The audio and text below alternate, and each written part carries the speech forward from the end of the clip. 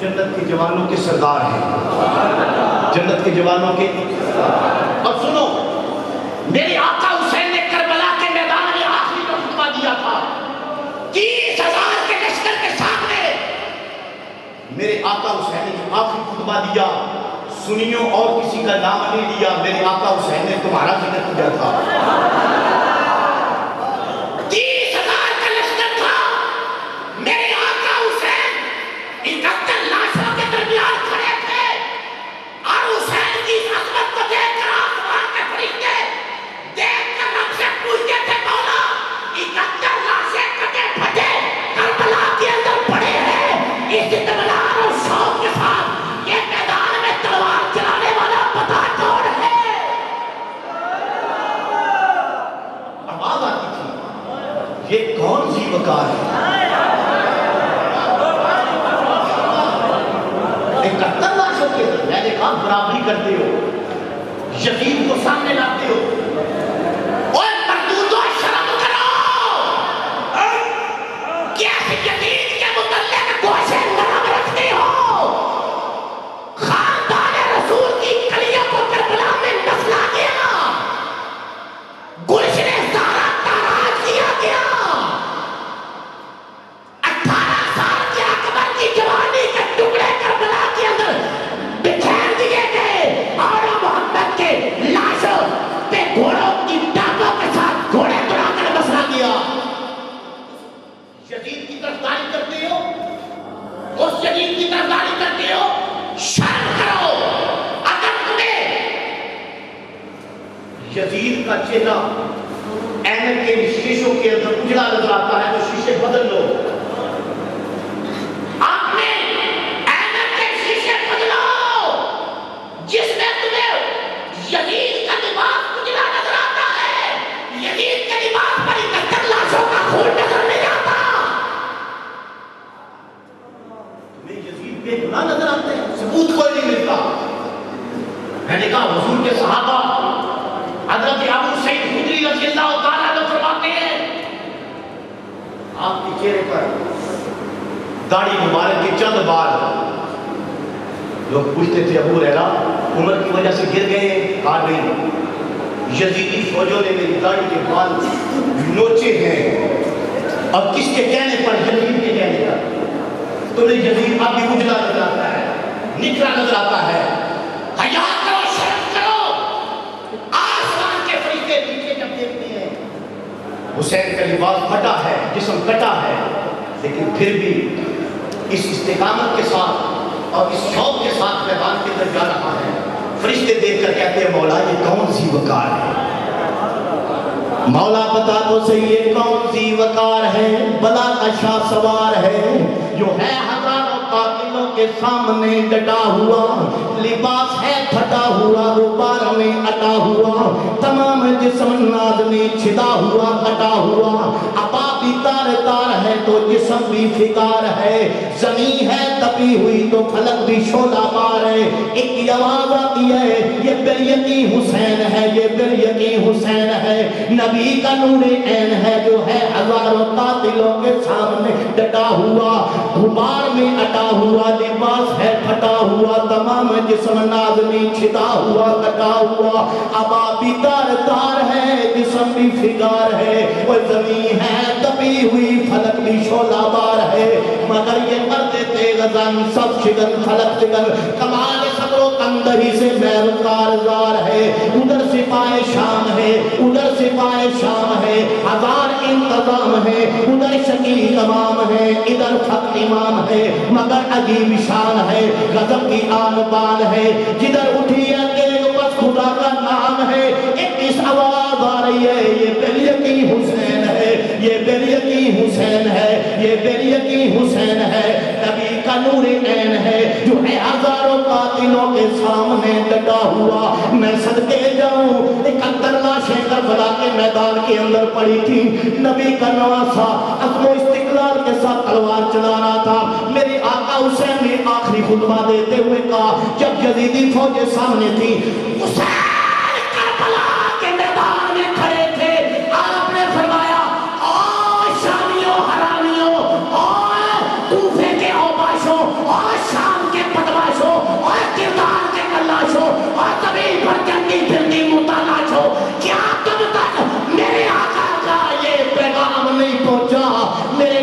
مصطفیٰ نے یہ میرے متعلق فرمایا تھا، قال لی باخی انتما سیدہ شباب اہل الجنہ، فرمایا میرے متعلق کہا تھا، میرے نانے نے میرے بھائی کے متعلق کہا تھا، تم دونوں جنت کے جوانوں کے سردار ہو، وقرۃ عین اہل سنہ، اور اہل سنت کی آنکھوں کی ٹھنڈک۔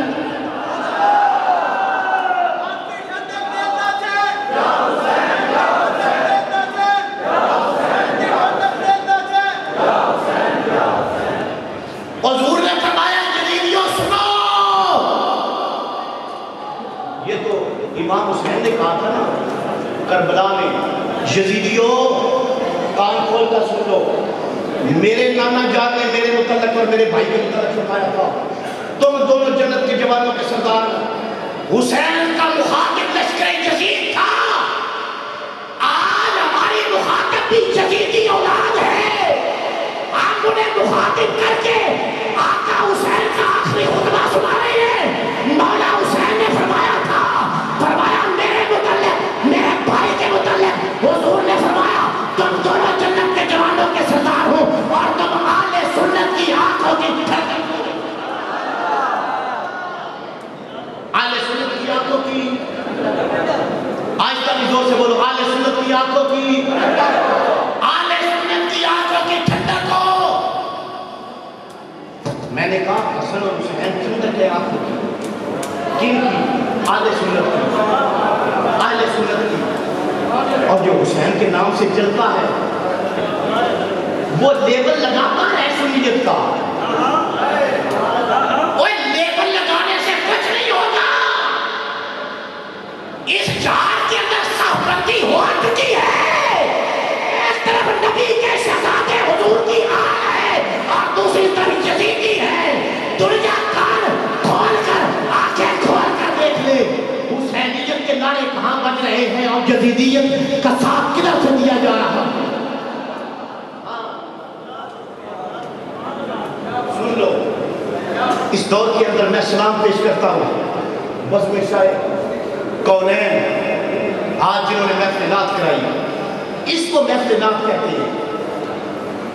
پہلے بیان آپ نے سنا، بیان مبدت آپ نے سنا، ابھی کربلا والوں کی بات سن رہے ہیں۔ آپ کہیں گے یہ بھی نعت ہوتی ہے، میں نے کہا یہی نعت ہوتی ہے۔ بھائی میں نے قرآن پیش کیا، لا اقسم بہذا البلد، کس کا ذکر ہے؟ گلیوں کا، محلوں کا، تو کیا یہ نعت نہیں ہے؟ بھائی شاعر نعت لکھتے ہیں، اللہ کا قرآن نعت ہے، اور یہ نعت ہے لا اقسم بہذا البلد وانت حل بہذا البلد ووالد وما ولد، یہ نعت ہے قرآن کے اندر حضور کی۔ اور خدا کیسے نعت بیان کرتا ہے؟ فرمایا محبوب تیری شان تو تیری شان ہے، جہاں تیرے قدم لگتے ہیں نا میں ان روڑوں کی شان بیان کرتا ہوں۔ مٹی، گلیاں، محلے، روڑے، کنکر، پتھر، یہ حضور کے جسم کا حصہ تو نہیں ہے، یہ حضور کے وجود کا حصہ تو نہیں ہے۔ ان کی شان بیان کر کے اللہ نعت بیان کرتا ہے۔ میں نے کہا جو جسم کا حصہ نہیں ہے، پتھر ہے، روڑ ہے، گلیاں ہیں، محلے ہیں، بازار ہیں، جب تک ان کی شان نہ بیان کی جائے تو قرآن کے اندر نعت مکمل نہیں ہوتی۔ اگر روڑوں کی، گلیوں کی شان بیان کرنے کے بغیر نعت مکمل نہیں ہوتی۔ حسن اور حسین روڑے نہیں ہیں، پتھر نہیں ہیں، گلیاں نہیں ہیں، محلے نہیں ہیں، سڑکیں نہیں ہیں، یہ خون رسول ہے، یہ جسم رسول ہے، یہ شفیع رسول ہے، یہ مصطفیٰ کی آل ہے، یہ نسل رسول ہے، یہ رسول کے بیٹے ہیں، اور یہ وہ بیٹے ہیں جن کا نام لے کر رسول اللہ کے سینے میں ٹھنڈ پڑ جاتی تھی۔ ہاں ٹھنڈ پڑ جاتی۔ سنو، میرے حضور صلی اللہ علیہ وسلم فرماتے ہیں، فرمایا یا اللہ جو حسین سے پیار کرے گا تو بھی اس سے پیار کرے گا۔ زور سے اللہ کہہ سکتا۔ اور حسن اور حسین کی یہ شان ہے، ان کے بابا کا نام علی ہے۔ مجھے پتہ ہے، مجھے آج کربلا سے واپسی کا لفظ دیا گیا ہے، لیکن وقت اتنا نہیں ہے میں واپسی بیان کروں. میں اتنی بات کہتا ہوں، کربلا کا واقعہ ہو گیا نا، تو جو واقعہ ہو گیا، آخری جملے سنو. یار جس کے سینے میں دل ہے نا وہ ذرا دیکھے کہ خیموں کے اندر پاک بیویاں ہیں. امام حسین شہید ہو گئے ہیں، پاک بیویاں خیموں کے اندر. تو جو بہتر کوئی بہن گوارا نہیں کر سکتی اینج سامنے کسن پیرادا، وہ جنی پردے دار ہوئے نہیں رہتا ہوش ردادا. ایتھے 70 قدمہ دی وتھائی ریا کسدا پیو سدرادا، پر حسبی اللہ پردی رہی تک حوصلہ اون دی مادا. امام علی مقام شہید ہو گئے. جب شہید ہو گئے تو کہتے ہیں خیموں کو آگ لگ گئی. جب خیموں کو آگ لگ گئی نا، حمید بن مسلم یہ راوی ہے، یزیدی فوج کا راوی ہے، وہ کہتا ہے خیموں کو جب آگ لگی نا، پاک خیموں سے ایک بی بی نکلتی ہے، اس کے کندھے پر 13 سال کا کوئی نوجوان ہے، وہ اس کو اٹھا کر ایک خیمے سے نکلتی ہے، اس کو آگ لگ جاتی ہے، دوسرے خیمے میں چلی جاتی ہے، دوسرے خیمے کو آگ لگتی ہے، تیسرے خیمے میں چلی جاتی ہے. نوجوان کو کندھوں پر اٹھایا ہوا ہے، خیمے بدل کے جاتی ہے، خیموں کو آگ لگ گئی ہے، یزیدیوں نے لوٹنا شروع کر دیا ہے. لوگوں کیسا منظر تھا کہ کربلا کے میدان کے اندر ادھر شادیانے بج گئے، میدان کربلا کے اندر کہ ہماری جیت ہو گئی، سروں کو نیزوں پہ چڑھایا جا رہا ہے. میرے آقا حسین کا سر نوکے نیزہ پر بلند ہو چکا ہے. لوگ پوچھتے ہیں حسین کی بلندی، میں نے کہا آقا حسین کی بلندی تو یہ ہے اس نے نبی کے کندھوں پر بھی سواری کی ہے، نوکے نیزہ پر بھی سواری کی ہے. بے مثل اور لاجواب ہیں، بے مثل اور لاجواب ہیں دونوں بلندیاں، بے مثل اور لاجواب ہیں دونوں بلندیاں.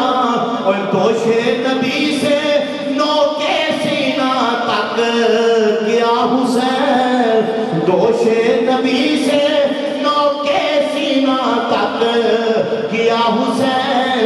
اگر کسی بندے کو حسین کی بلندی اور عظمت نظر نہیں آتی، وہ اپنے نبی کے کندھوں کی عظمت کو دیکھے اور بلندی کو دیکھے. بندہ زمین پر کھڑا ہوگا، اس کا قد 6 فٹ زمین سے 6 فٹ اونچا ہوگا، 7 فٹ قد ہو تو 7 فٹ اونچا ہوگا.